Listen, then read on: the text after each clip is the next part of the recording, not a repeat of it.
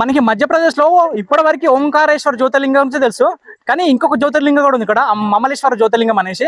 మనకి నర్మదా పక్కన మన కింద కనబడుతుంది నర్మదా నది. నర్మదా నది ఈ రెండు జ్యోతిర్లింగాన్ని డివైడ్ చేస్తుంది. మనకి రైట్ సైడ్ వచ్చేసి ఓంకారేశ్వర జ్యోతిర్లింగం ఉంటుంది.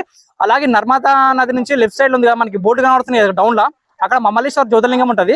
మీకు ఆ మమలేశ్వర జ్యోతిర్లింగం మీకు చూపిస్తా. ఇప్పుడు ఓంకారేశ్వర జ్యోతిర్లింగం చూసినాం కదా, ఇప్పుడు మమలేశ్వర జ్యోతిర్లింగం వెళ్ళాలంటే మనకి రెండు దారులు ఉన్నాయి. మనకి కింద నర్మదా నది కదా, అక్కడి నుంచి బోట్లు వెళ్ళాలి. బోట్లు వెళ్ళి అక్కడ మీకు డౌన్ కనబడుతుంది కదా, అక్కడికి వెళ్ళాలా. లేదు అంటే మనకి బ్రిడ్జ్ ఉంది కదా, ఈ బ్రిడ్జ్ నుంచి ముందుకెళ్ళి డౌన్ దిగితే మనకి మమలేశ్వర జ్యోతిర్లింగం వస్తుంది.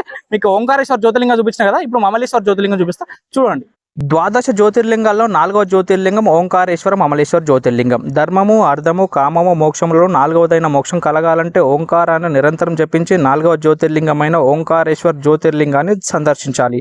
అసలు ఈ జ్యోతిర్లింగం ఆవిర్భవించడానికి కారణం ఏమిటి? ఓంకారేశ్వర జ్యోతిర్లింగం, మమలేశ్వర జ్యోతిర్లింగాలు 2 జ్యోతిర్లింగాల లేక ఒక జ్యోతిర్లింగమా? ఓంకారేశ్వర మమలేశ్వర జ్యోతిర్లింగాలు ఎక్కడ ఉన్నాయి? అలాగే ఈ జ్యోతిర్లింగాలను ఎలా సందర్శించుకోవాలి మొదలైన విషయాల గురించి నా యూట్యూబ్ ఛానల్ సవివరంగా వివరించాను. చూస్తూనే నా YouTube channel. Please subscribe my YouTube channel.